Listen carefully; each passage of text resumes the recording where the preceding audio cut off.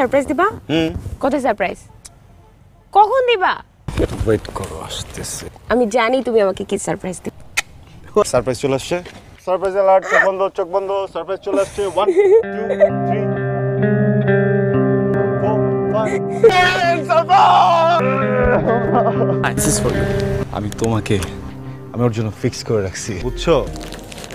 দাম কত এটা? জানি না। জলদি বলেন, আমার তাড়া আছে। কথা বলতে পারেন না আপনি?